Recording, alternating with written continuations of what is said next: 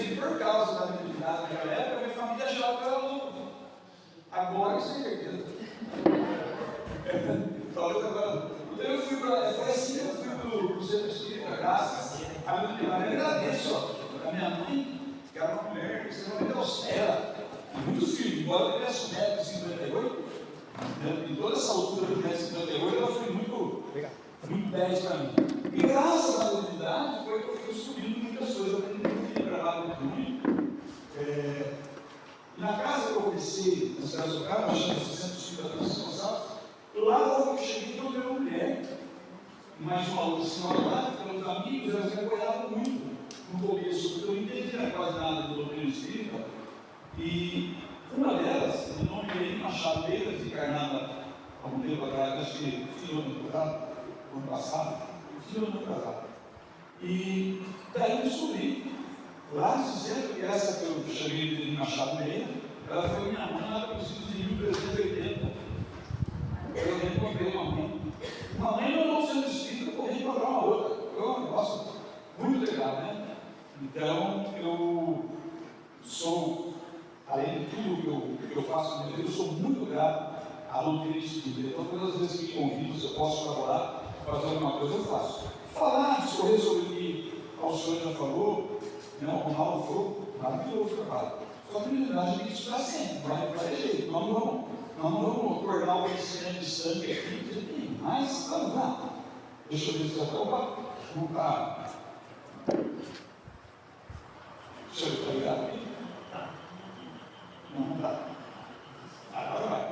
Onde e como surgiu a unidade na Terra? Desde quando chegaram os Espíritos. Será que os Espíritos utilizaram algum processo mediúnico para a formação do planeta? Basta eu estudar o capítulo 6 do livro Gênesis, que é uma uranografia geral. Se eu analisar tudo ali, eu vou saber se foi utilizado a mediunidade ou não. Se utilizou o pensamento, utilizou a mediunidade. Então nós temos um fenômeno bastante interessante. A origem única das religiões. Todas as religiões tiveram origem através da mediunidade. Porque foram revelações, os Espíritos trouxeram, alguns falam que são anjos. Anjo, a gente diverge hoje na terminologia, o que a gente chama de anjo hoje, no passado não era anjo, era espírito. Então, essas situações que nós vemos, as religiões todas nascidas através da mediunidade. E um outro detalhe, todas as religiões do nosso planeta aqui, elas surgiram como reencarnacionistas. Elas são reencarnacionistas. O progressismo, por exemplo, deixou de ser reencarnacionista por motivos que nós, na realidade, imaginamos, percebemos, mas a essência desconhecemos. Então, no Concílio de 553, o catolicismo deixou de ser reencarnacionista. Mas a reencarnação não é uma questão de crença. Eu não acredito na reencarnação. Eu entendo a reencarnação. Quanto mais eu entendo sobre a reencarnação, mais feliz eu sou comigo mesmo. Então, eu começo a imaginar situações, fazer as minhas avaliações, as minhas autoavaliações. Quando eu comecei a doutrina, depois de algum tempo, eu lembro que eu comprei uma coleção completa de Allan Kardec, um amigo nosso que dirigia lá, que tem um clube do livro muito grande de Sorocaba. Eu peguei as 5 horas e eu escrevia, assim na contracapa, algumas coisas. E eu lembro que um amigo que eu tenho, um amigo espiritual, ele diz assim: estuda, trabalha, mas sempre verifica e constata as conquistas alcançadas. Suas conquistas. Porque a conquista da mediunidade não é com o outro, não é com os espíritos. A conquista da mediunidade é comigo mesmo. Eu tenho que interpor a mim mesmo os meus comportamentos, as minhas ações, para saber se eu sou médico de verdade. Então eu costumo dizer, se você for no centro espírita, alguém falar para você que você é médico, a primeira coisa que você faz é não perguntar. Vá pesquisar, vá fazer o curso. Porque entre a mediunidade ostensiva e todas as características mediúnicas, existe um universo muito grandioso. E aqui, Moisés, ele já começou com a mediunidade orientada. Foi Moisés que disse para a gente não dar ouvido a todos e quando os espíritos. Ele já começou a orientar a mediunidade. Toda a história que foi trazida aqui, logo da manhã pela senhora, foi fantástica. Eu acho que eu já assisti as palestras antes, em outra dimensão. Então eu falei, não vou ficar explicando, porque isso já vai estar tudo explicado, meus esposos. Moisés foi o primeiro que orientou a mediunidade. Então eu costumo dizer assim, o médium, com as características ostensivas, ou mais ostensivas do nosso planeta, foi Jesus. Jesus utilizou todos os recursos mediúnicos que estão lá no livro dos Espíritos. Ele só não utilizou o único recurso que só espírita dele. Tem um médium que tem o Espiritismo, o tipo de médium que tem o Espiritismo, que ele presta um desserviço ao doutrina espírita. É o médium fofoqueiro, não tem o livro do médium. Ele vai no trabalho mediúnico e depois vai falar do trabalho mediúnico do voluntário. Ou, sei lá, um dia eu fui numa cidade para fazer uma palestra e o pessoal já me conhece, sabe que eu sou um cara extremamente sério e austero. Eu cheguei lá e a pessoa me disse assim: Wagner, todas as vezes que eu chego em casa, eu vou ao trabalho mediúnico, eu chego em casa, eu tenho que contar o trabalho inteiro para o meu marido. O que eu faço? Eu prece para ele desencarnar. Eu estou falando sério, eu também estou. Ou você se afasta do trabalho, ou acaba essa conversa aí. O trabalho mediúnico é lançado mediúnico. Isso aqui existe uma asepsia mental, essa instituição, propícia para as condições que exigem o sucesso da atividade que é isso aqui. E todos os seus espíritos assim. Convido ele não para estudar e participar do trabalho, ele fica sabendo. Mas era brincadeira, uma pessoa muito amiga, né? Vamos lá. Olha o que Paulo disse aqui. Opa. Vocês que receberam a lei por ministério dos anjos e não aguardaram. O que é ministério? Está relacionado às leis. O que é consciência? Ou onde está a consciência? O que são leis naturais? As leis naturais são leis de Deus. As leis que ele falava, não é isso? São as leis de Deus, a lei de Deus.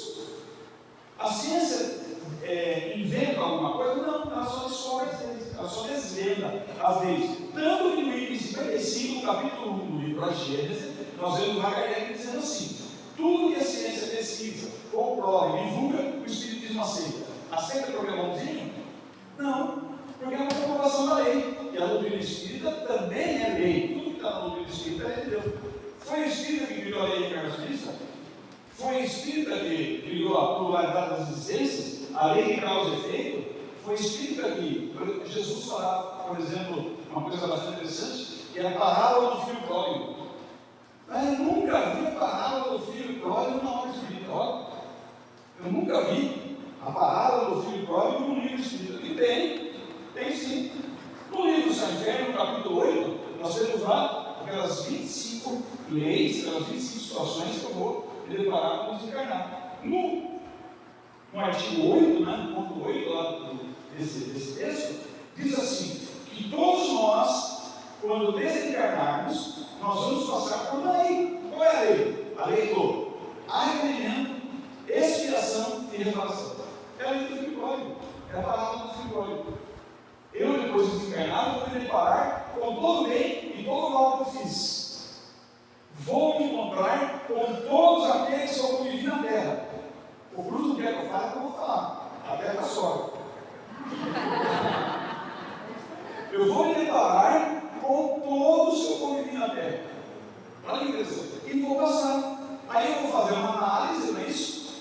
André Luiz fala com um aparelho chamado psicoscópio, né? Psicoscópio. Pai, eu estou numa situação desgraçada aqui depois que o meu corpo morreu. Será que eu mereço isso? Fala, olha aqui na parede, vai começar a aparecer a sua vida. Vai aparecer ontem, antes de ontem, e assim sucessivamente. Para quando você quiser. Dizem alguns espíritos que passaram por esse fenômeno, que se fosse um filme da Globo, por exemplo, no primeiro plim-plim a gente fala, olha qual é o filme, isso é o mesmo.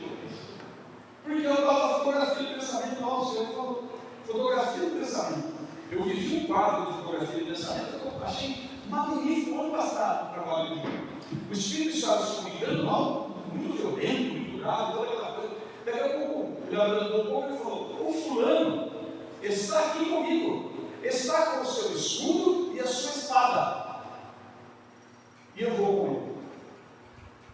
Daí depois o diálogo de não continuou, depois um espírito aqui no nosso disse assim: o espírito que esse nosso companheiro viu com o escudo e com a espada, o corpo dele dorme agora na aleluia. Olha que interessante. O espírito viu alguém nos tempos atuais, só que ele viu com o quê? Com fotografia de pensamento. Então, se nós nos encontrarmos até alguns anos, e vários anos, vocês vão viver o que vocês estão trabalhando. É a prova do pensamento, não é isso? Capítulo 14 do livro Gênesis. Eu tenho um grupo, eu participo do grupo lá em Sorocaba, chama-se Diário, Grupo de Estudos Aprofundados da Doutrina Espírita. No capítulo 14 do livro Gênesis, nós permanecemos 6 meses, mas dá para ficar 6 anos. Se eu entender fluidos, eu entendi toda a fenomenologia, só entender fluidos. É muito legal. E Paulo, eu tenho uma amiga minha, a maioria conhece, como conhece a Luísa Pires, né? A professora Luísa Pires, é filha do Plano Pires, e ela fala assim: Paulo é maravilhoso, esse Paulo é lindo, ela chama todo mundo lindo. Paulo é lindo. A única coisa que eu não concordo com Paulo é que fala que a mulher não podia abrir a boca da igreja e fosse perguntar do seu marido. Ela fica brava com o Paulo. Eu falo, se eu fosse mulher, eu ia taxar ele do Paulo. Ele ia ficar com ele. Eu falo, que história é essa? Que não posso abrir a boca do caminho. Os tempos, naquela época era assim. A mulher não podia abrir a boca lá na sinagoga e perguntava para ele. Outro dia eu fui no casamento, faz alguns dias atrás. E lá no casamento, na cerimônia, o cara fala assim: no Gênesis, primeiro livro da Bíblia, está lá, que arrancou a costela de Adão e fez a mulher para ser auxiliar do homem. Se eu fosse mulher, eu ia abrir um processo contra aquele cara. Como assim? Auxiliar. Não é? Está louco? E vocês, homens que estão indo aí, se não foram, serão espíritos habitando corpos femininos. Nós que fomos mãe, nós que fomos mães, temos certeza disso. E eu vejo muito homem rindo em palestra assim, que em vidas passadas já pariu muito mais do que mulher que está crescendo na palestra. Ele não lembra. E se não fez, ela vai de fazê-lo. Dá para chegar a uma evolução legal sem ter sido mãe? Pergunta interessante. Dá para chegar a uma evolução sem ter sido mãe? Então vamos lá, deixa eu estudar aqui. Princípios espíritas. Onde eu começo a estudar princípios espíritas? No livro dos Espíritos, na introdução do item 6, está lá, resumo da doutrina espírita, ou pontos principais. Se são pontos principais, são princípios espíritas.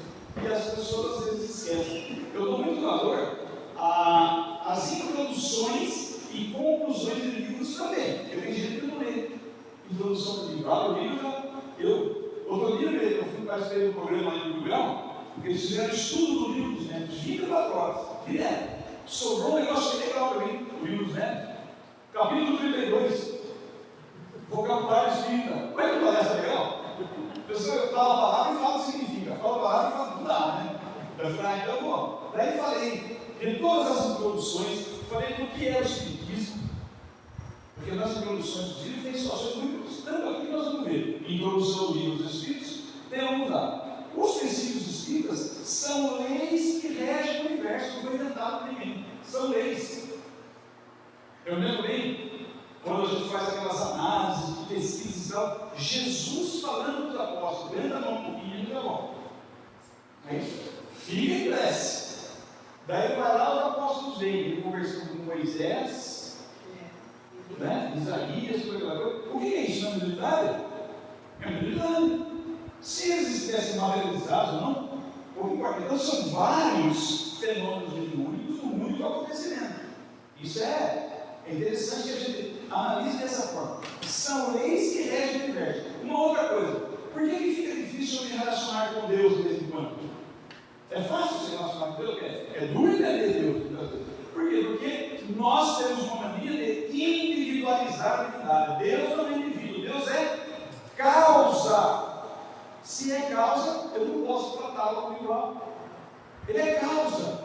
Não adianta. Se eu não entender Deus como causa, fica complicado. Daí tem que ir lá, também no capítulo 6 do livro Gênesis, lá que foi o médico Gabriel Flammarion, psicografou, trazido do espírito do Galileu Galilei. É o mesmo Galileu Galilei, nós conhecemos a história aí.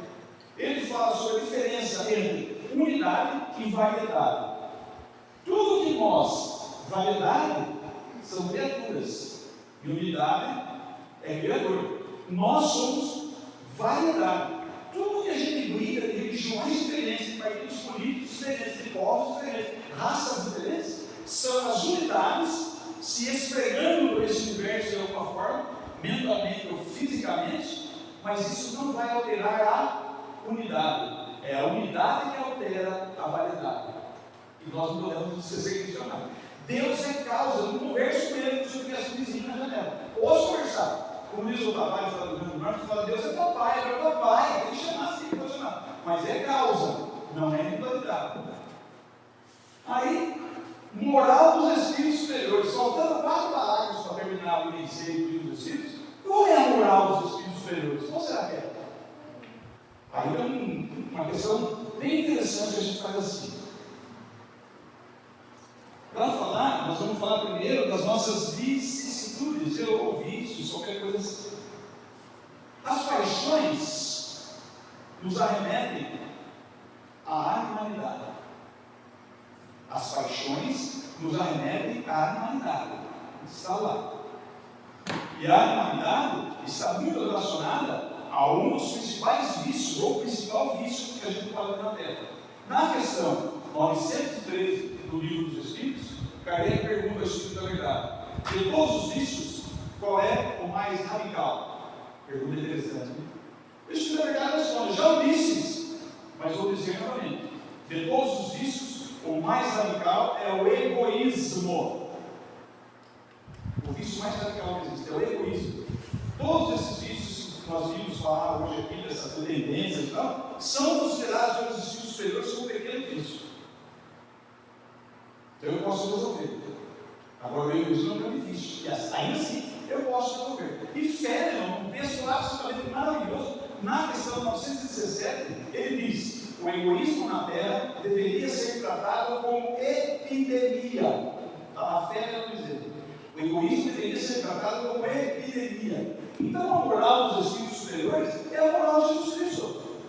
Não fazer ao outro o que eu não quero que me faça. Essa é a moral dos espíritos superiores. Lembra de segredo? Está lá no princípio. A companhia dos anjos. Tem alguém aqui que não tem anjo guardião? Vai reclamar lá na secretaria da criação. Todos nós temos um anjo guardião. Todos nós. Então, como dizem alguns amigos, inclusive o professor dos amigos faz isso aqui, por exemplo, nós nem percebemos. Mas é uma reunião de anjos. Os nossos anjos estão reunidos. É uma confraternização de anjos. E nós nos esquecemos disso. Uma confraternização dos nossos anjos. O anjo da guarda é uma coisa muito interessante, está lá no livro dos Espíritos. Está lá no livro dos Espíritos. O anjo guardião jamais nos abandona. Jamais. A mãe às vezes abandona. A minha não abandonou, mandou para o centro. Não teve coragem de abandonar, mandou para o centro.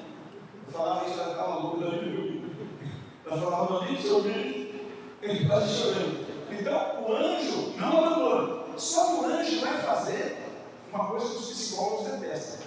Na psicologia não é legal você falar: eu te avisei, eu te avisei. Mas quando eu desencarnar, às vezes eu vou reclamar, o anjo vai chegar e falar: eu avisei você. Nós vamos sofrer isso. Fica mais ou menos como aquele caso. O cara desencarnou, chegou no mundo espiritual. Ele falou: eu não estava dando nada para mim, não. Por quê? Eu não fui avisado. Desencarnei, ninguém me avisou. Na próxima vez que você conseguir uma mãe, como diz o Ronaldo, é muito difícil, né? Os médicos são cada vez mais eficazes. E as mulheres que querem ser mães, eu estou bem financiado da Italia, falei: quem aqui é filho de família de 20 filhos? Ninguém levantou a mão. 15? Ninguém. 12? Os dois levantaram. Daí depois eu terminei de falar, uma pessoa levantou a mão lá no fundo. Eu sou filha de uma família de 21 filhos. Isso é família, fábrica de gênero. 21 filhos. Eu perguntei para ela assim: teve algum momento da sua vida que você viu a sua mãe não grávida? Não lembro. Só viu a mãe grávida. 21 filhos. Você pensou? Alguém quer? Não sei. A pessoa vai reencarnar em situação 21 filhos. Mas jamais seremos abandonados. Nós temos essa questão. O anjo guardião vai muito. As pessoas vão sendo espíritas reclamar hoje. Por que estão sendo? Vai fazer entrevista por quê? O meu anjo perfil muito. Não dá. Então eu dou muito mais valor aos possíveis inimigos espirituais que eu tenho do que valorizar o meu próprio anjo. Nós valorizamos os pseudo ou possíveis inimigos ao invés de valorizar os amigos. Nós temos um grande amigo. E para reencarnar na Terra, tem uma coisa bem interessante. Nós temos muito mais amigos do que inimigos aqui na Terra. Se a gente tivesse muito mais inimigos, a coisa é complicada. Entra no processo de força de vontade, um universo de possibilidades. O Espiritismo me abre um universo de possibilidades. Não só em mim, como em decorrência em todo o universo. Existe estagnação no universo? Não existe estagnação. As coisas, as nebulosas sucedem nebulosas. Os globos sucedem os globos. Os mundos sucedem os mundos. E os espíritos?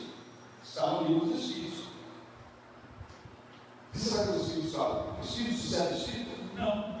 O espírito progride constante e indefinidamente. Progressão constante dos espíritos. Todos progridem. Quer dizer que o espírito chegará no estado mais puro que existe. Ainda assim, ele vai para frente? Vai. Ele vai continuar progredindo.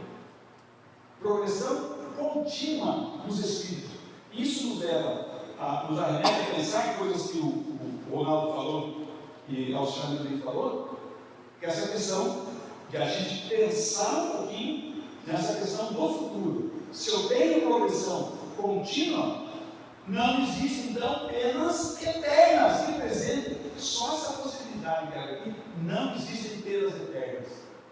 Eu posso reverter a hora que eu quiser. Eu me arrependo, escolho as expiações e reparo, faço a reparação. E a imortalidade e a infinitude. É só essas duas situações aqui, já é uma leque de opções fantásticas na nossa vida. Que velocidade que viaja o nosso pensamento? Vocês têm velocidade do pensamento? O pensamento, segundo a física, ele viaja com uma velocidade de 300 mil quilômetros por segundo. Por segundo. Qualquer homem que liga um carro com um motor desse. É o sonho do homem. Porque a mulher ostenta com roupas, com a beleza. O homem com o motor do carro. Você quer mandar o carro? Você quer internar o homem, ele chega na reunião, a chave do carro novo dele assim, ó. Foi pendurado para fora assim. Vai comprar o carro, não vai comer o carrinho. Ele está contente. Você quer internar ele e fala assim, mas em quantos pagamentos você fez? O homem não gosta de falar do negócio. E mulher, se quer internar uma mulher, ela vai para uma festa de casamento, seja lá o que for, com estilo vermelho, lindo, maravilhoso, com um lacinho na costa. Daí ela está no salão da festa, olha lá do outro lado do salão, tem outra ordinária. Lá no canto do salão, um vestido vermelho, quase igualzinho meu, olha que vira, tem um lacinho na costa. Vai bater a vida. Ela não aguenta, ela vai perto. Ela não aguenta, ela vai perto. Ela vai perto. Chegando perto, ela descobre que a outra pagou metade do preço. Ela foi interna. Aí interna, não tem jeito. Aí sem recuperação. Tem recuperação. Essa questão, saber que eu sou imortal. Depois do fim da Segunda Grande Guerra Mundial, em 1945, eu tenho um grande amigo, o Vécio Manelli, perdeu a perna em Monte Castelo. Uma mina, já desencarnado, o filho dele, um grande amigo também. Ele desencarnou e perdeu a perna. E eu peguei o álbum de foto dele, da guerra daquela época. Gente, se você não estiver preparado, eu vou abrir o álbum. Pessoa sem braço, sem perna. Ele sofreu esse ferimento na mina em 1945, ficou na Itália, da Itália foi para os Estados Unidos, dos Estados Unidos foi para Recife e foi para o Rio de Janeiro. Quando chegou no Rio de Janeiro, metade do navio que os trouxe foi preso. Eles desceram falando mal do governo. Tudo! Coisa mais linda, os caras sem perna, sem braço, tudo preso. Não é maravilhoso isso? A partir daí, então ele diz assim, que as injeções que ele recebia, a bezetacil era uma ramificação da morfina. E diz que era puro. Os caras enfiavam na veia assim, parecia que estava entrando uma barra de ferro engrandecendo dentro da veia. Mas foi o que salvou. Penicilina. A penicilina. Era pura. Era praticamente pura na época. Daí a Organização Mundial da Saúde fez a tal carga magna. A carga magna foi distribuída no mundo inteiro. Lá diz assim, o que é saúde? O que é saúde? Vocês acham que é saúde?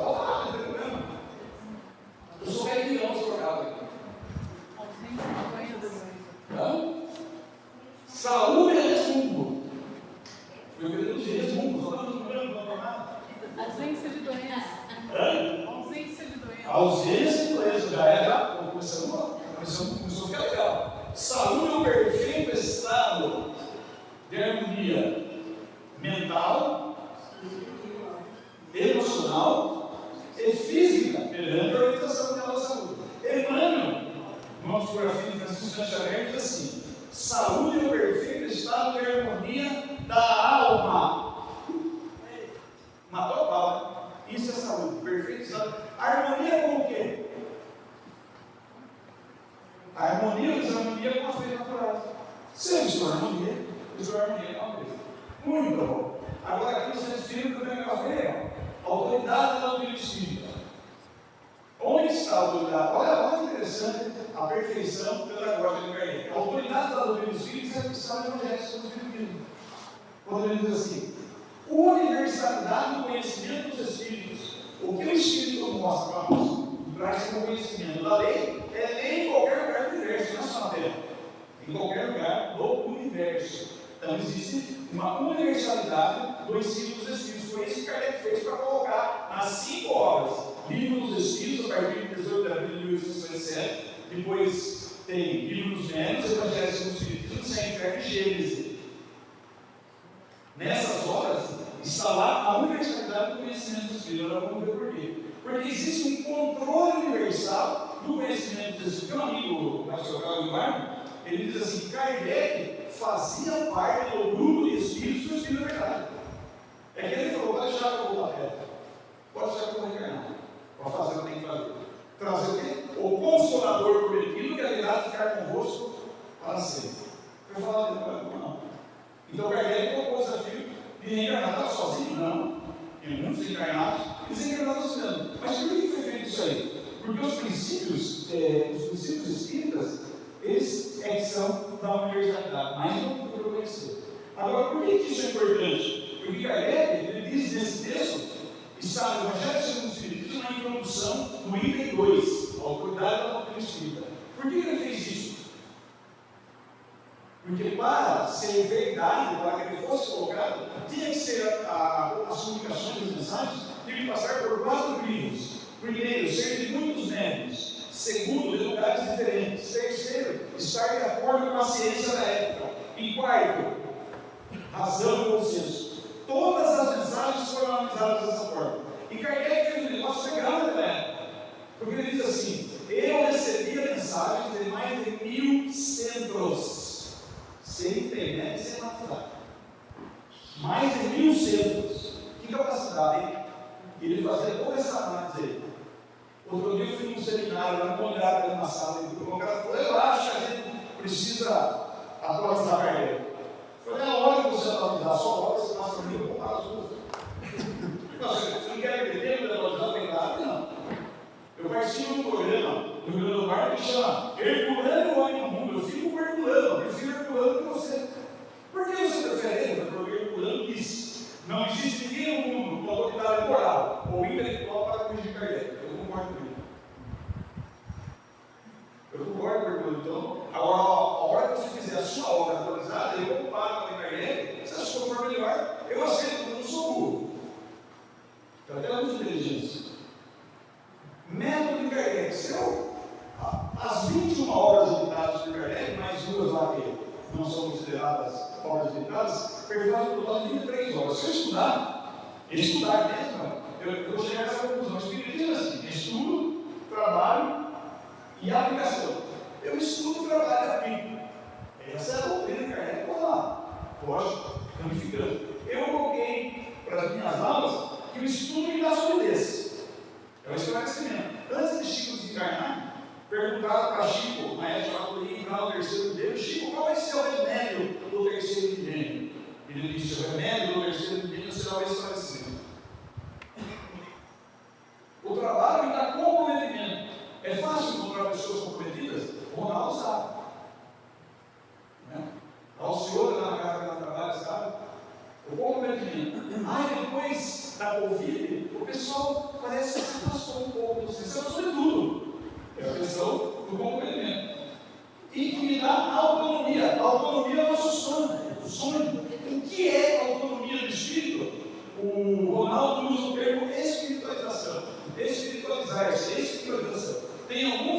que não fazem assim uso da espiritualização. Utiliza autoiluminação. E na psicologia o que é? O processo de espiritualização ou autoiluminação nós podemos chamar de autonomia. Na psicologia é maturidade psicológica. Eu não vivo sem problemas, é que eu sei lidar melhor com os meus problemas. Se eu atingo esse nível de autonomia, eu sei lidar com os meus problemas. Então eu não vou pendurar na vida do outro a solução ou as soluções para os meus problemas. Se a saúde, que é o principal do corpo aqui na Terra, depende da harmonia, a saúde espiritual, existe uma saúde espiritual? É o equilíbrio.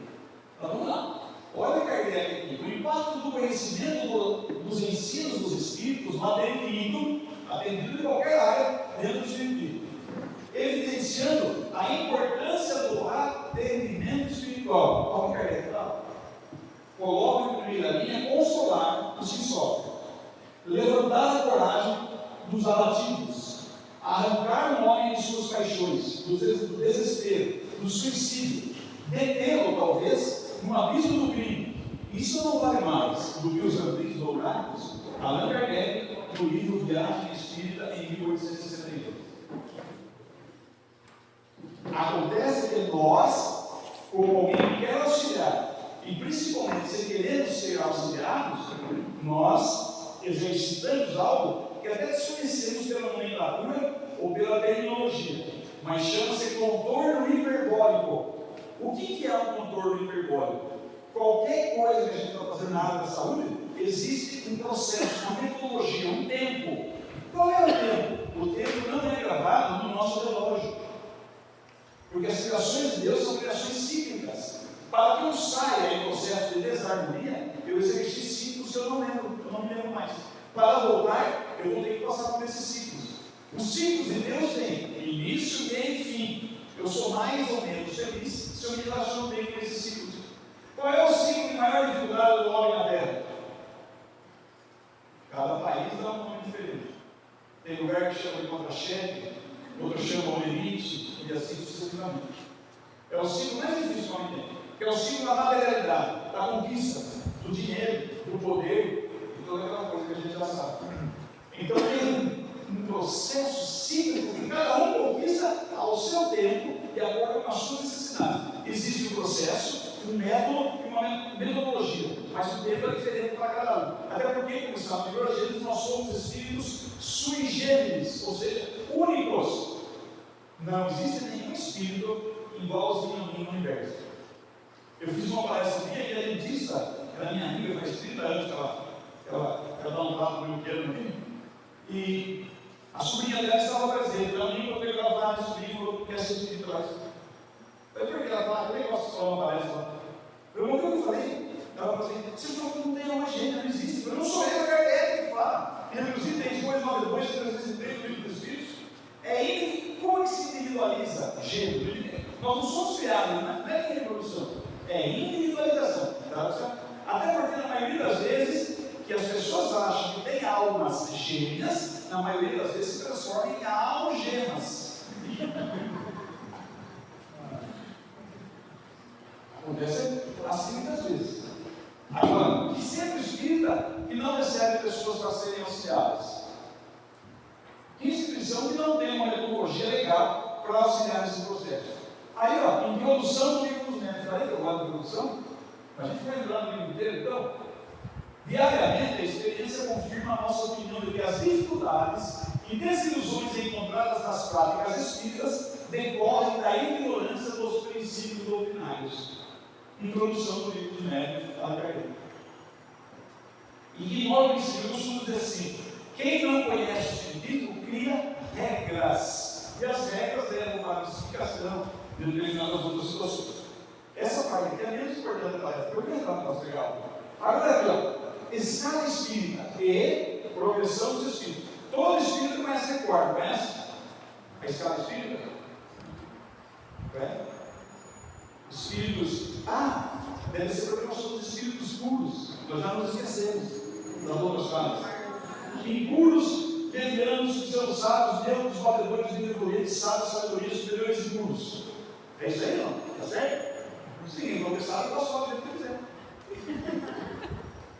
impuros levianos que são usados, meus batedores, meus correntes, sábios de sabedoria superiores impuros. Olha que legal. Se eu passar o ano de 2025 de 0 hora, né? Dia 1 de janeiro, lá 0 hora e minuto, até dia 31 de dezembro, às 23 horas e 59 minutos, eu não errei nada, não pisei na bola. Tudo certinho, perfeito. E às 23 horas, 59 minutos e 25 segundos, eu ofendi alguém em pensamento. Eu já sou, posso afirmar, eu sou um espírito de terceira ordem. Eu sou de terceira ordem. Se eu pegar um pouco de segunda ordem, assim, olha que interessante. Primeira ordem, espíritos puros. Está lá no livro dos espíritos. Espírito puro não reencarna mais, nem como missionário. Não precisa reencarnar. Aí, o detalhe é o seguinte: nas nossas comunicações mediúnicas, nos trabalhos mediúnicos, está, principalmente no livro Mecanismo da Mediunidade, isso aqui, ó, na doutrina espírita também. Nós nos comunicamos com os espíritos imediatamente superiores e os imediatamente inferiores. Então, quando tem aqueles espíritos que terminam o trabalho mediúnico de uma forma, nossa, esse espírito era trevoso. O espírito gosta de falar, né? Passou o espírito trevoso aí pelo médium. No vermelho popular é tudo farinha no mesmo saco, é parecido. É parecido. Um espírito puro vai se comunicar com o espírito leviano, que eu sabe, vai se comunicar com o livramento. Por quê? Porque para que aconteça, olha interessante, para que aconteça uma manifestação mediúnica, há que se ter afinidade e sintonia. Se for só afinidade ou só sintonia, não funciona, tem que ser os dois. Afinidade e sintonia. Afinidade de acordo com a evolução. Nós temos gostos parecidos. O que é sintonia? Sintonia é sintonia de ondas, pensamento, ondas eletromagnéticas, ondas mentais. A frequência modulada do FM, por exemplo, do AM da rádio, quando tem uma estação com frequência e amplitude parecida uma com a outra, dentro daquele botão de rádio que tem não tem nada. Uma estação atrapalha a outra. Espiritualmente é bem diferente. Quando existe similaridade de ondas, os pensamentos se unem, aumentam a intensidade e mandam resposta para a fonte emissora. Por isso, se eu externar um sentimento, um pensamento de raiva, a raiva vai aumentar. Se for de amor, também vai aumentar. Porque o meu pensamento se distribui pela física de uma forma isotrópica, ou seja, em todas as direções. E todos os pensamentos similares que se encontrarem vai subir. Por isso que a Kardec fala de física quântica no livro Gênesis. Os pensamentos ficam misturados como se fossem novelo, né? Novelo do Mavi, novelo de lã, que seja, mas nenhum se perde, todos são identificados. Não se misturam, fica ali, emulado, não se misturam. Se somam em potencialidade, porque na onda, nas ondas, na crista da onda, vai o foco ou o quanto, porque a energia contida na onda. Eu mando a energia do meu pensamento, mas recebo energia quantificada, qualificada e potencializada. Eu recebo de volta. Uma vez eu fui na Universidade de Sorocaba fazer uma palestra que me pediram para fazer um curso de pós-graduação em física. Né? Então eu estava lá nesse curso e jovens, como era pós-graduação, eu sou mais velho, mais jovem, e vi um menino ali que queria provocar. Porque o assunto que eu fui falar, me chamaram para falar mediunidade, física quântica e pensamento. Então eu estava falando. Daí uma hora eu falei um assunto lá, o menino falou: discorda do senhor, professor. Eu falei: por que você discorda? Ele falou: porque eu disse assim, que a maior potência que existe é a potência do amor. Vai falar do perdão aqui? Existe perdão sem amor? Eu tenho que tomar perdão aqui mesmo. Pergunta básica: o perdão é religioso ou científico? O que vocês acham? Se eu perdoo, eu deixo de ficar doente. Se eu perdoo, eu deixo de sofrer. O perdão é científico. O perdão é científico. Eu tenho um tema de palestra que é assim: como transformar a raiva em perdão. Eu fui na cidade de Tabela e fiz uma palestra lá dentro. Ao final da palestra, uma mulher veio chorando. Quando ela falou assim: posso falar um minutinho? Você veio embora. Ela falou: você não podia ter vindo fazer essa palestra antes? Deus é curioso, você não sabia o que falar. Eu falei, por quê? Ela falou, porque há 27 anos atrás, a minha irmã fez uma coisa, e todo mundo dizia que eu tinha que esquecer. Eu me lembro daquilo todos os dias, eu não esqueço, porque me disseram que perdoar e esquecer. Não, se perdoar e esquecer, eu tomo um belo vinho. Todas as vezes que eu vi isso na minha casa, eu vou tomar belo vinho todos os dias. Isso é esquecer. Perdoar é não se vingar. Ela falou, então, quando você falou isso na palestra, desde o primeiro dia, eu nunca quis me vingar da minha irmã. Então eu já estava começando a perdoá-la e fui contestado pela família porque eu era incapaz de perdoar. Falei, não, incapaz quando você não compreendeu o perdão ainda e cobrar de você uma coisa que você já havia feito. Interessante, sofreu 27 anos. Que coisa! E quando nós pensamos então que é dessa forma que o pensamento age, dá um menino que fala assim para mim, eu vou discordar, professor, porque eu, quando eu estou amando, eu estou de boa. Mas quando eu estou com raiva, eu estou muito forte, eu fico fortalecido, eu fico uma fera. Então assim, é lógico. O senhor, como pós-graduando em física, deveria saber que o amor não se propaga por impulsos elétricos. O amor se propaga em ondas, pensamento. E a raiva é do corpo, é o corpo que se sente forte. E no corpo, o corpo só lê, o sistema nervoso só lê pulsos elétricos. Então você sente-se energizado, eletrificado, mais forte no corpo. Espiritualmente você está mais fraco. Por quê? Porque o que mais faz o corpo sofrer desgaste? Excesso de atividade física. O que faz o espírito sofrer desgaste? Ideia fixa. A ideia fixa é o que mais desgasta o espírito. E nós precisamos então retirar a nossa ideia fixa para a gente entrar no processo de harmonização e reharmonização. É isso que nós fazemos no trabalho de obsessão, naquele trabalho. Retirar o espírito do quadro onde está, mas não é retirar a mão. Só existe um tipo de convencimento no universo. Qual é? Convencimento pela razão. Se não for razão, não é convencimento. É imposição ou ludibriação. Nenhum dos dois é convencimento. Convencimento é pela razão. Não podemos esquecer disso. Então aqui, eu vou fazer uma pergunta para mim, agora vocês não respondam. Guarde o pensamento da condição da vida de vocês para vocês. Qual é a estirpe, a hierarquia, a evolução, a comissão dos espíritos que eu mais me sintonizo? Com os puros de primeira ordem ou com esses de terceira ordem? Né? Eu tenho certeza que quando a gente sai na estrada aqui de terra, vai devagar. Chegou no asfalto, a gente toca uma fechada. Alguém fecha o carro da gente. Daí como nós dizemos assim, obrigado Senhor, pois nesse instante permitiu ao meu irmão, que ora dirige esse veículo, que ele testasse as minhas habilidades de motorista.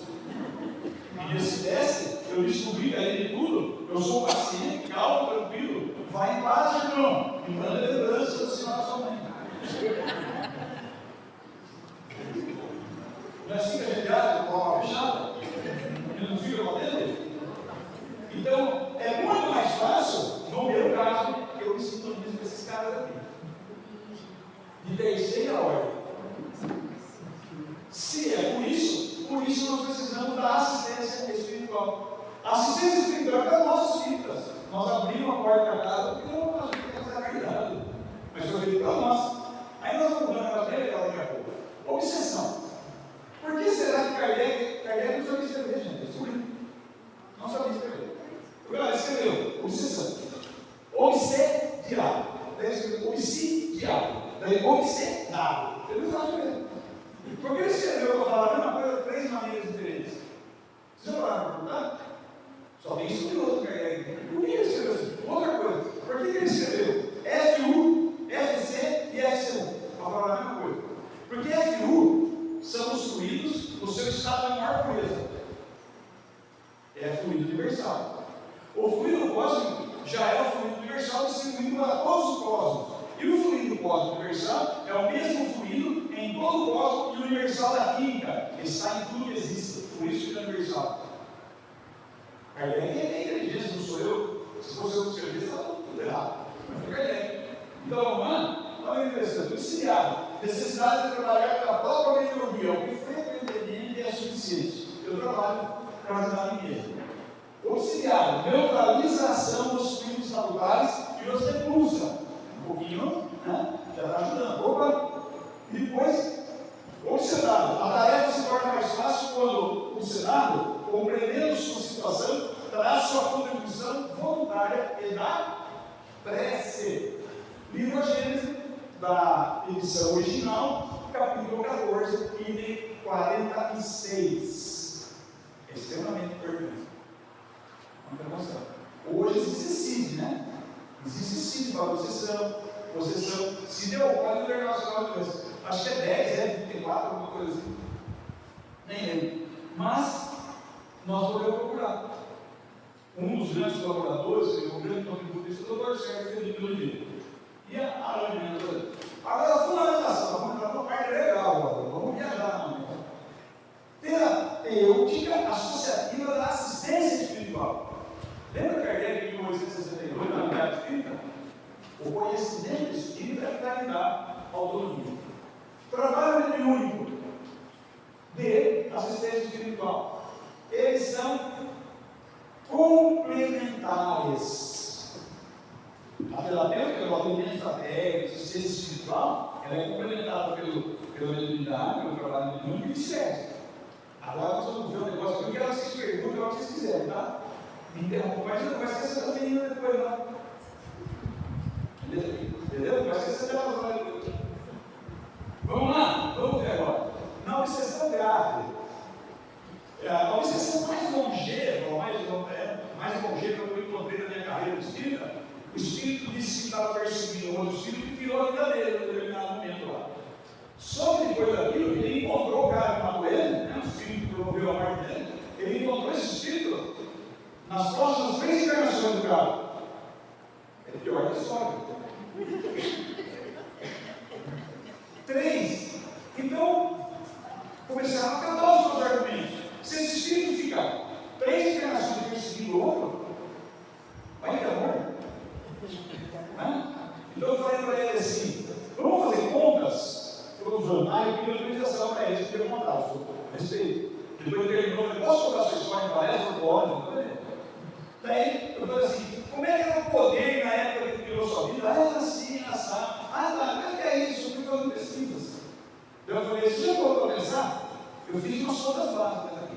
Você está perseguindo esse que agora está encarnado pela 3ª vez, você não reencarna nenhuma. Você está perseguindo ele há um pouco mais de 800 anos.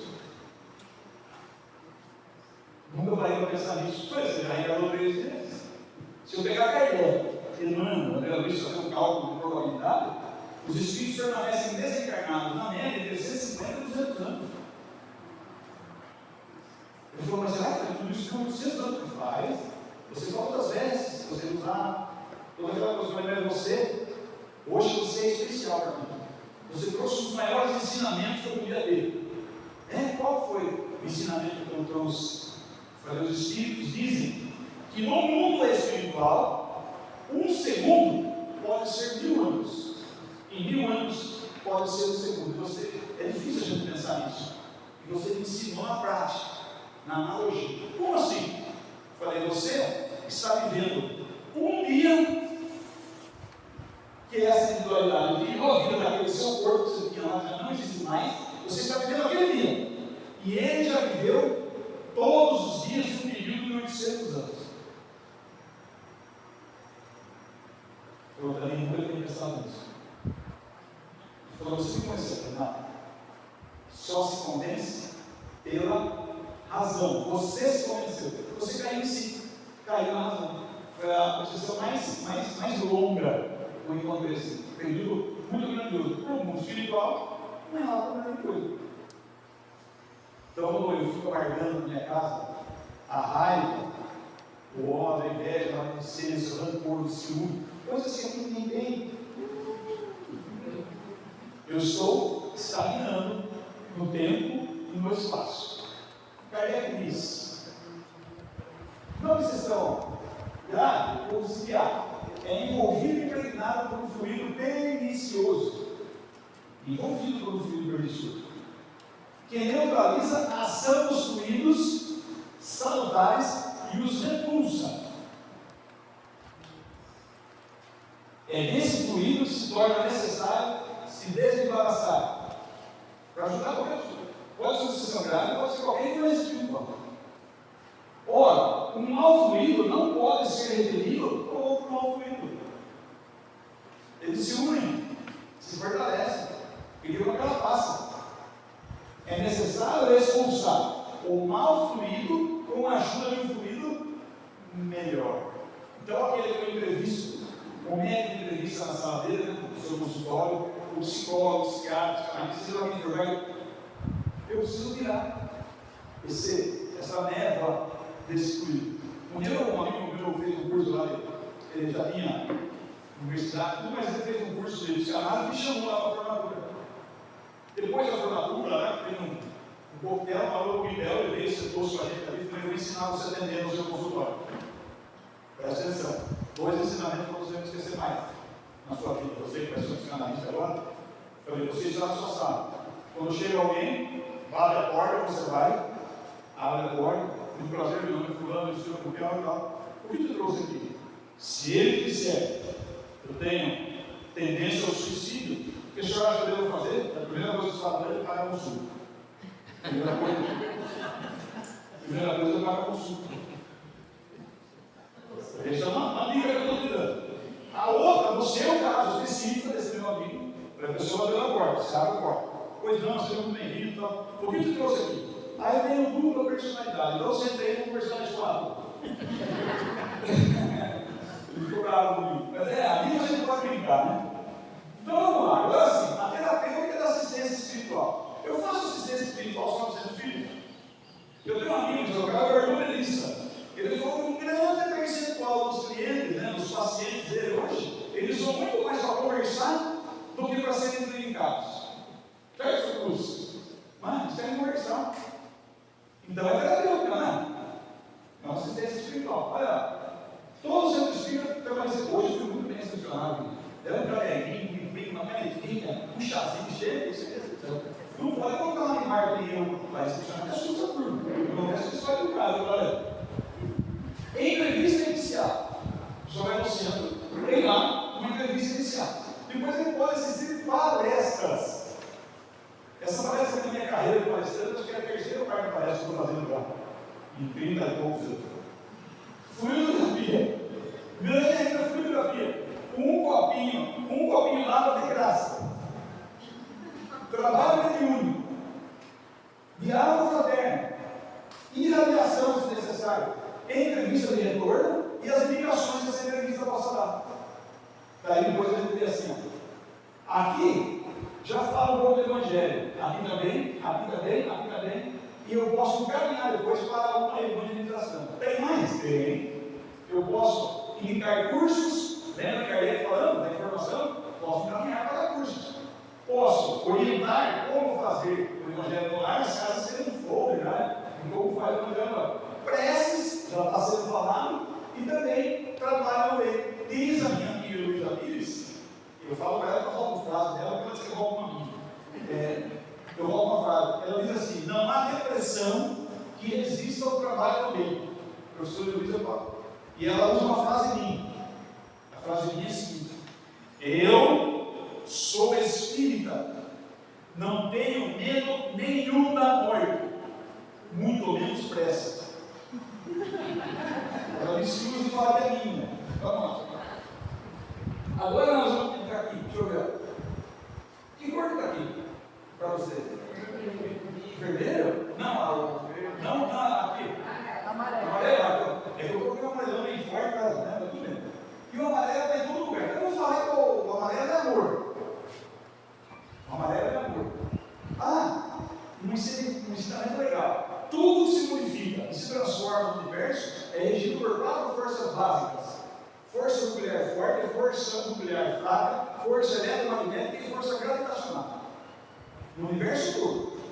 E os espíritos superiores dizem que existe uma força que sozinha suplanta as outras quatro, porque deu origem às quatro, porque a força do amor. O amor é vida, o amor é criação, o amor é solução, o amor é tudo. Por isso que fala-se que Deus é amor. Por isso que Deus é causa, não é individualidade. Vamos ver agora. A pessoa chegou aqui como assistido, com esse seu espírito. Daí, ele chega com as suas influências, meio acinzentados, né? Espírito bom. Você já ouviu falar espírito trevoso? O espírito gosta, né? Por que o espírito é trevoso? Porque quando enxerga é escuro, desconhecido, né? O espírito é trevoso. E tem gente que fala espírito de luz. Espírito acende. Estou perguntando. Eu era curioso nesse ponto quando eu cheguei nesse espírito. Espírito acende. Por que um é trevoso e o outro tem luz? Olha que interessante. O Senhor falou em expansão. Eu vou falar expansividade pelo Espírito. Pelo Espírito se expande. Na média, na população normal, o perispírito expande entre 5 e 15 centímetros. Na média. A NASA veio medir a expansividade de Chico Xavier antes de desencarnar. Passou um programa fantástico. Alguém lembra?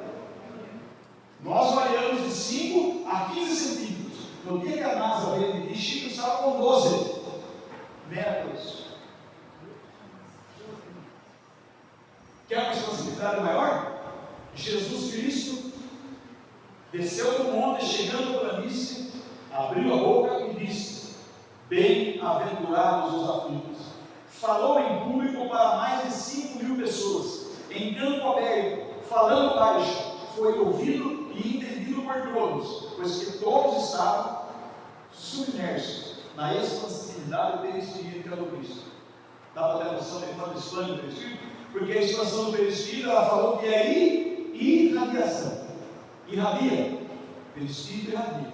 Então nós temos uma noção da nossa evolução, que é a do Cristo, né? A gente vai começar a ver. Chegamos no centro, influenciados. Aqui está escrito acolher. A recepção acolhe. As influências estão lá. Na entrevista inicial, ele já tem noções do Evangelho, da doutrina espírita, e já recebe uma consolação, já começa a ser consolado. Olha, foi acolhido e já começa a se consolar. É a campanha permanente da fé. Na recepção, acolhido, depois é consolado, orientado e esclarecido. Não é isso? Vamos ver, vai caminhar. Aí depois tem as palestras. Ele recebe noções do Evangelho, de doutrina espírita, e recebe esclarecimento. Na palestra, ele recebe esclarecimento. Depois ele vai passar pela fluidoterapia, que harmoniza. A fluidoterapia normal do centro harmoniza. É um processo de harmonização. Eu não estou desarmonizar, de alguma forma. Kardec não disse que precisa substituir os fluidos. Como é que eu substituo os meus maus fluidos? Colocando fluido novo. Novo. De preferência novo e bom. Onde eu encontro? Na palestra, no trabalho muito, na palestra, na atividade da caridade. Aliás, qual é a verdadeira caridade? Benevolência para com quem necessita, indulgência para com todos e perdão das ofensas. Livro dos Espíritos. Aí, as influências começaram a se modificar. Não é isso? E aí depois tem uma continuidade. Eu vou olhar lá no computador e ler. Deixa eu ver aqui. Aqui está assistido. Esse aqui é o assistido. O assistido, as influências dele começaram a se modificar. Porque houve uma colocação de fluidos diversos, diferentes, mas ele está propenso a receber esses aqui. Porque ele está começando a mudar o pensamento dele. Vai e não pegue mais. Começou a mudar o pensamento. Ah, que legal. Daí o que acontece? Ele tem aqui os benefícios. E esses benefícios vai ter uma sequência depois. Benefício da primeira parte de uma assistência espiritual. Já fomos muito beneficiados. Tem muita gente que depois não volta mais na visita, não volta na consulta, já recebeu algum tipo de auxílio. Mas na continuidade, vamos lá. Trabalho mediúnico. Olha o amor de novo lá. O amor que está no trabalho mediúnico. Né? Ele foi encaminhado para o trabalho mediúnico. Se ele entra dentro da sala ou não, são outras situações. Mas olha aqui, que coisa. As influências são assistindo as influências da mais ou menos aqui, então um pouquinho de coisa. Por quê? Porque ele foi embora para a casa dele, encontrou alguém no trânsito e falou: vai em paz, caríssimo. Deus falou: beijo, carinho, né? Lembrança da mamãe. Os benefícios da primeira parte, a gente chama de adquiridos. E depois ele recebeu o trabalho público, às vezes ele recebe a radiação, a fluidoterapia ou a fraterna. E daí depois o que acontece? Ó, na entrevista de retorno, ele recebe orientação. Na orientação, curso, evangelho, prece, trabalho no bem. Ele pode seguir. Daí alguém fala, viu? Continue frequentando o centro espírita. Vai te fazer bem. Mas frequentar o que é? Trabalho no bem. Tem bastante trabalho do centro espírita aqui. Aqui tem bastante serviço na área do bem, não? Não tem, não tem garantido aí. Se vier, pode trabalhar no bem. Está garantido, o doutor Ronaldo está garantido. Aí nós vamos ver aqui os benefícios da primeira parte e da segunda parte. Falta o quê? Ele vai começar aquele processo do estudo, do trabalho e da revelação, que dá solidez, comprometimento e autonomia. Então, muitos de nós começamos daquele jeito e hoje estamos próximos daí, a tal autonomia. Daí o trabalho de mim, vamos falar um pouco, eu adoro o trabalho de mim. Eu aprendi muito no trabalho de mim. Lá na casa que eu comecei a frequentar, tinha um espírito desligado, ele desencarnou com quase 30 anos de idade, ele era médico oncologista em Uberlândia, mas era deslocado, e a mãe dele trabalhava no Uberlândia, e aquela que foi minha mãe, que eu falei que vocês encontrei, era médico, e ela trazia comunicações, era médico, que a gente chama de sonambúlico ou inconsciente. Então eu aprendi muito com Hélio Garcia Carcosa, ele conversava muito com ele. Acho que ele já nem comunica mais, tanto perturbei. Eu se comunicava para a ciência, que ela conversava, que ela perguntava. Então vamos lá. No trabalho de Júlio, a gente estava assistindo, tá? Médios e partícipes. Aquele que escreve o trabalho de Júlio, ele faz a fotografia, tem outros participantes, legal. Espíritos. O trabalho de Júlio tem que ter espíritos, senão não é trabalho de Júlio. Aí que legal. E espíritos atendidos, não tem desencarnado? Tem os espíritos lá, tem o espírito vermelho, outra qualidade, outra coisa. Então o que acontece? Nós levamos para dentro da sala de Deus os nossos miasmas. O Senhor falou, o nosso pensamento traz força, Deus. Miasmas, na codificação de Kardec, são produtos dos encarnados. E todos os encarnados são eflúvios. Nós levamos os miasmas. Então todo pensamento nosso que está muito bom, quando a gente entra aqui, ele fica no espaço aí, ó. Fica procurando outro. Os miasmas ficam por aí. O que acontece no miasma? Os espíritos trazem os eflúvios. E os espíritos atendidos, que são aqueles que se comunicam em condição de necessidade, trazem eflúvios deletérios ou maus eflúvios. Tudo isso na mesma sala. E precisa ser equalizado, potencializado. E existe uma influência no meio. Quem foi o primeiro, de todos que nós estamos aqui assistindo, participando, qual foi o grupo que chegou primeiro, mais cedo hoje? Que hora chegou? E chegou o comprometimento. Que hora você chegar? Supervisão. A gerência chegou no comprometimento. Chegaram lá, legal? Óbvio. O ambiente estava bom quando vocês chegaram aqui? Abriu a porta, gostou, estava bom? Por que será? Quando a gente for embora, nós vamos largar um pouco disso aqui? Esses aqui não vão largar um pouco disso aqui? Sabe o que acontece? Um fenômeno chamado ionização de partículas. Os espíritos desencarnados fazem um procedimento chamado ionização de partículas. Uma descarga de íons, ou coloca alguma coisa, ou retira alguma coisa. Então eles retiram. Porque o nosso observa e o ambiente fica asséptico mentalmente para a próxima comunidade.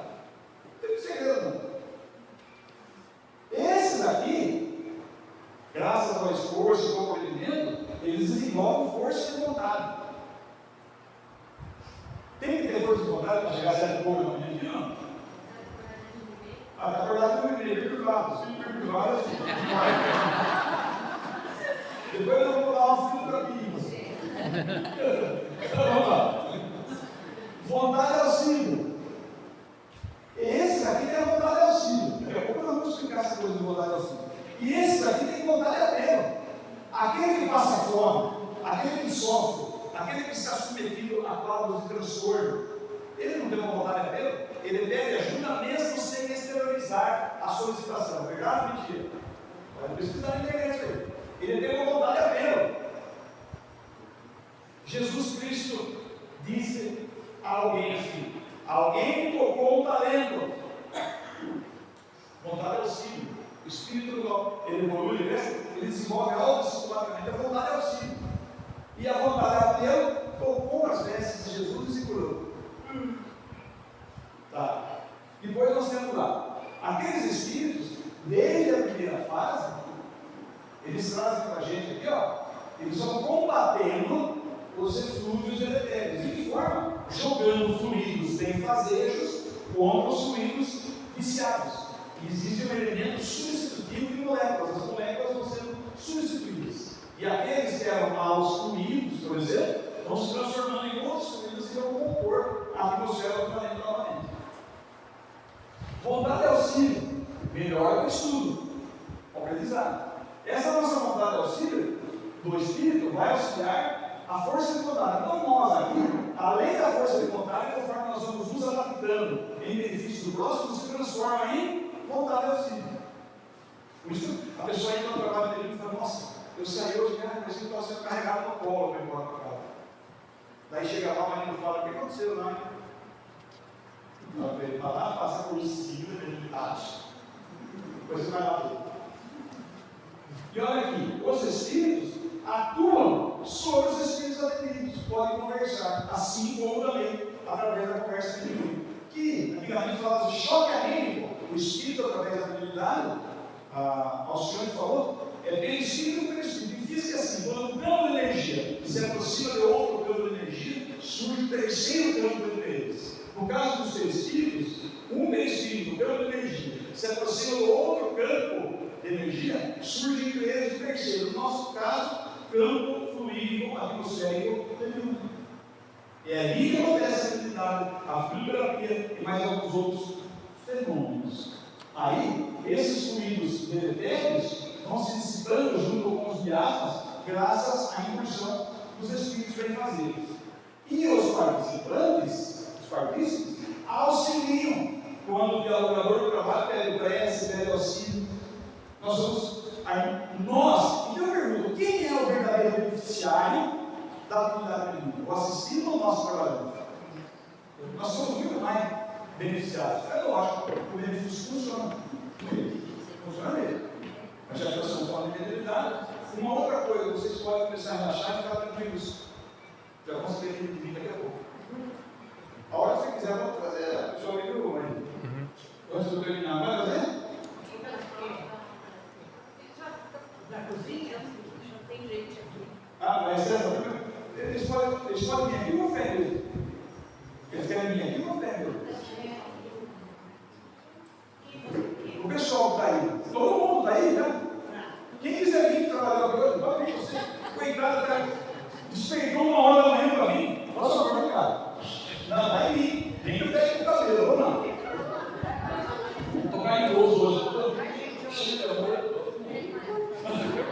Vem cá, você não trabalhou? Mais uma para a gente arrumar serviço. Vem cá, gente. Vem cá.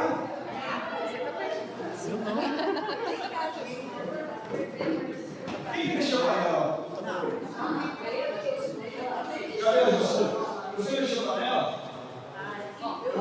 Eu não deixava de mexer, porque fizeram comigo no pai. Gente! Vai tanta gente para trabalhar? Barbaridade. Agora vamos fazer um questionário. Vamos fazer um questionário. Beleza. Vocês são minhas testemunhas vivas do livro, né? Gente, a única certeza da vida é? A única certeza da vida é? A vida, espírito não morre. A única certeza da vida é a vida. Espírito não morre. Eu tenho uma palestra que eu começo falando assim. A única certeza da vida é a vida. A recepção foi boa hoje, você chegar aí, está legal? Tomou chazinho, pãozinho, bolachinha, na canequinha, aquelas coisas. A comida estava boa.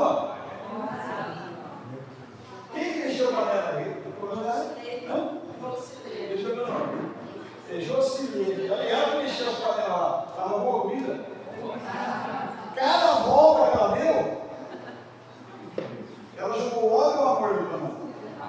Ah, comer o amor então, né? Gostoso comer amor, né? Se encher a barriga e comer mais. Não é o amor. Então vamos lá. A sobremesa está boa? Tá. Então nós precisamos aplaudir isso, pessoal.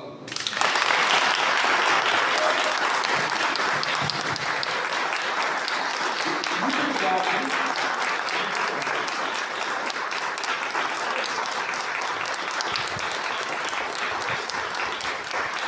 Ao final da palestra, eu vou fazer uma homenagem para vocês e para eles. Muito obrigado. Parabéns, obrigado. Serviu para perdoar vocês também, né, obrigado?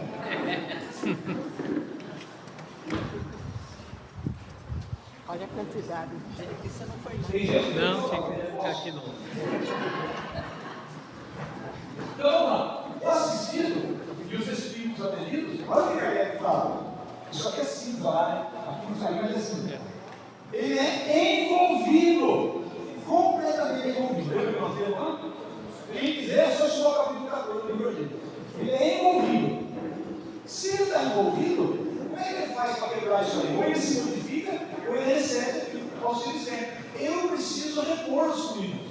Com prece, trabalho no bem, toda aquela coisa. Aí, espíritos tarefeiros são esses que trabalham com a gente do centro. Né? Eles, imediatamente, já trabalham atuando sobre o assistido e esses espíritos. É uma ação direta. Porém, o médium que está na sala de muito, nesse contexto, ele se associa finalmente. Eu vou fazer aqui exemplo análogo de médium na mesa de mim. Tá bom? Põe a mãozinha na mesa, e daí o delatador fala assim: vamos nos concentrar, então o médium se concentra. Ele fala assim: vamos elevar o pensamento. É assim, não? Não sei o que eu estou rindo. Estou falando sério. Olha que interessante, ó. O médium, quando ele entra na sala, ele já é envolvido pelo ambiente que foi preparado pelos espíritos. Olha que legal. As comunicações são em forma de ondas. Então, se o médium, ao final do trabalho mediúnico, fala aí, não estou legal, é porque ele não se preparou devida e adequadamente, porque são ondas. A onda interfere, o seu organismo interfere, mas não deveria. Eu tenho que estar preparado. Que legal. Olha que interessante o médium. A condição evolutiva dele é importante. O conhecimento, o preparo, a frequência. Tem um amigo nosso aqui em Sorocaba, já desencarnado, José Silquete. Nos primeiros dias que ele dava aula sobre mediunidade, ele falava bonito, ele era filósofo, né? Ele falava assim: acredito que os senhores e senhoras desse primeiro dia de curso de mediunidade devem, amanhã, logo pela manhã, os que não tiverem, comprar um guarda-chuva, uma capa de chuva e uma galocha, para que, se médios forem, não deem a desculpa de que estava chovendo.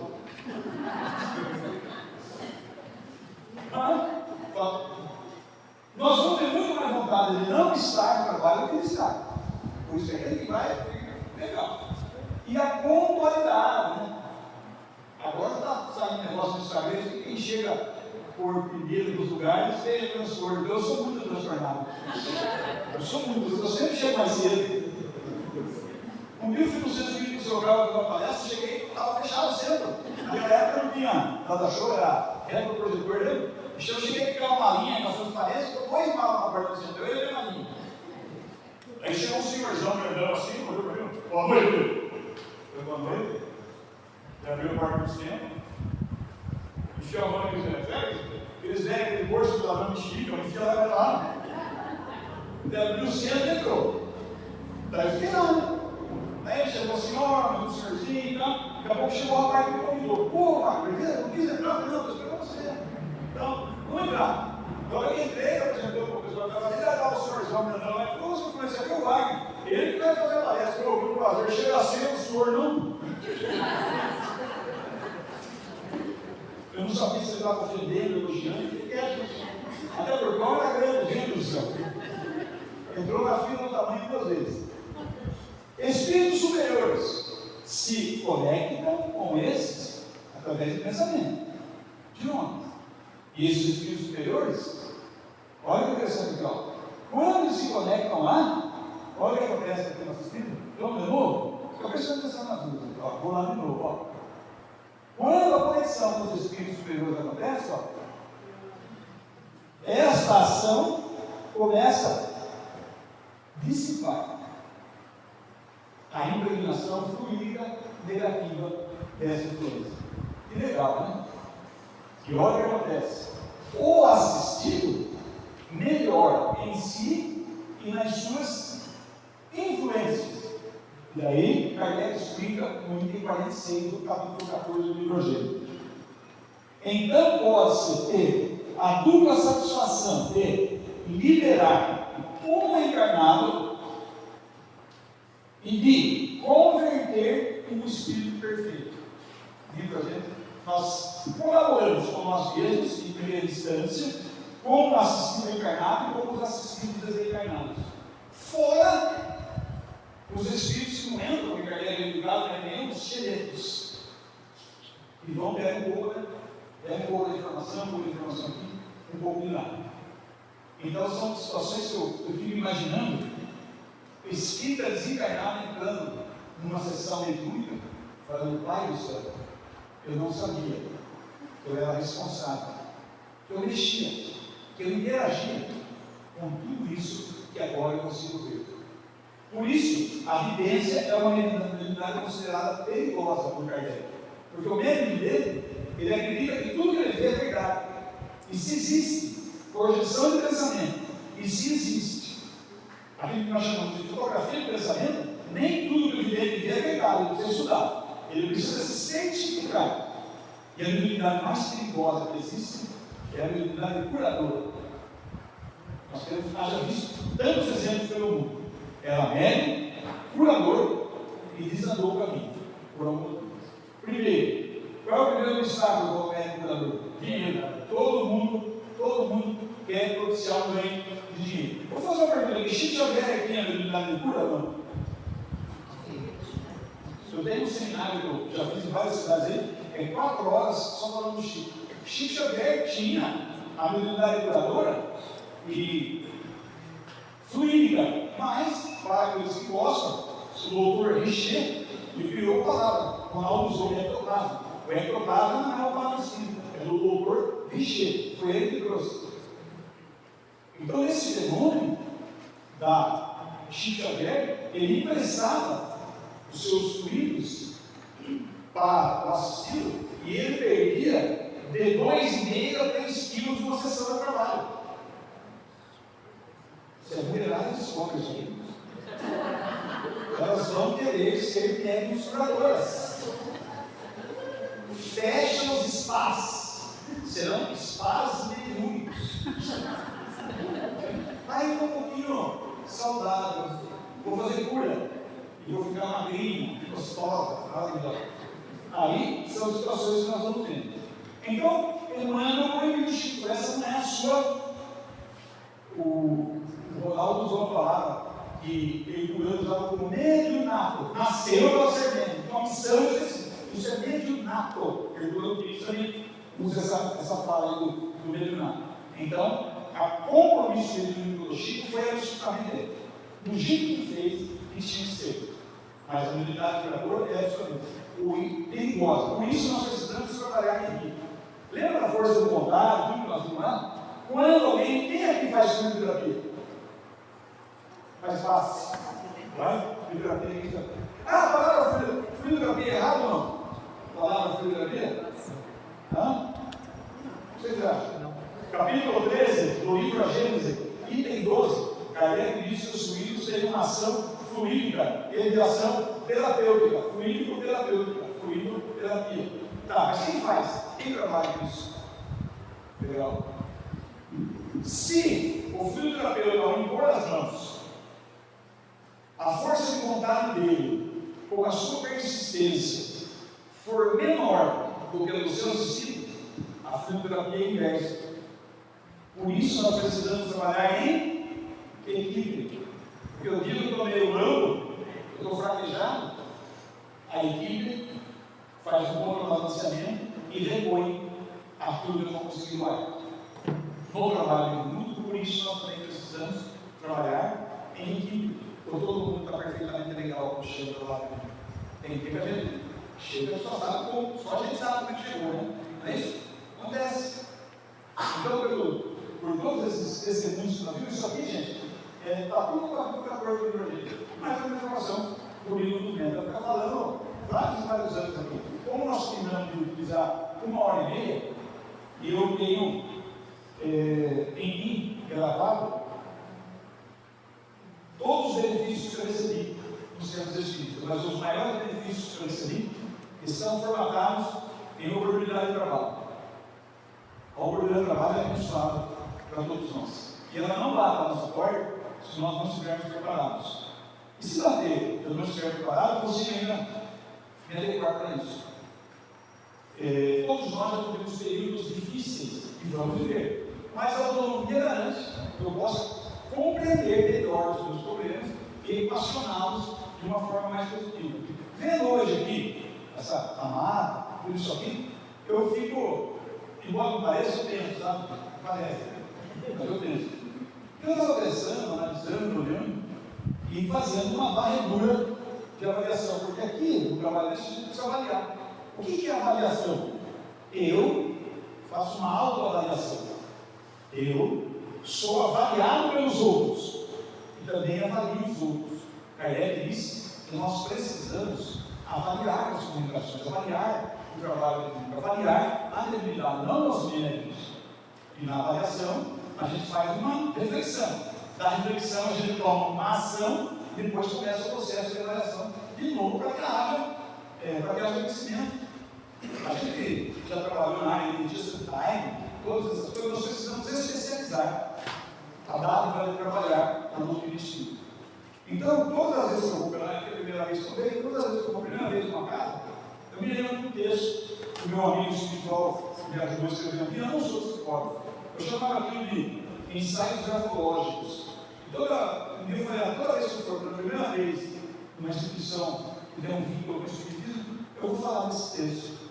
O texto diz assim: desesperado, analisando e olhando para o planeta que me serve como morada temporária, encontrei-me em lágrimas, porque vi amontoados das ruínas que o homem constrói, ou, melhor dizendo, muitas vezes, destrói.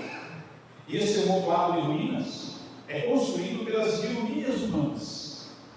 Então, a tristeza me abateu ainda mais, porque quase senti meio desesperança. Mas só o fenômeno fez com que os meus olhos voltassem aos céus, numa noite de ar requilíneo.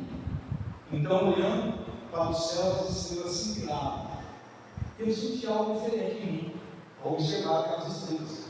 Olhei novamente para o planeta que me serve de morada temporária e vi que naqueles amontoados que a humanidade constrói ou destrói, pequenos pontos de luz começaram a surgir. Novamente olhei aos céus e vi as estrelas continuavam cintilando. O mais impressionante, nenhuma me negava o seu brilho. Novamente voltei os olhos à terra e ao planeta abençoado e vi que aqueles pequenos pontos de luz, por entre as fendas e os meados dessas ruínas, começaram a ficar mais intensos, aumentaram o volume e a propagação da luz. Senti algo extremamente diferenciado no meu ser. O coração parecia pulsar mais fortemente. Olhei aos céus, as estrelas pareciam cintilar cada vez mais, e com os ventos balsamizantes tocando a minha face, olhei novamente ao planeta e vi que aquelas luzes começaram a movimentar-se, a aumentar a sua intensidade, e cada luz daquela imbuiu-se de encontrar e transformar semelhantes. Aí então cessou a minha tristeza, pois naquele instante eu senti um grande momento de uma grandiosa esperança, porque eu descobri que aquelas luzes benditas são energias absolutamente maravilhosas, e essas energias são aquelas que nós chamamos de nada mais nada menos do que homens de meio. Muito obrigado pela atenção e até uma próxima.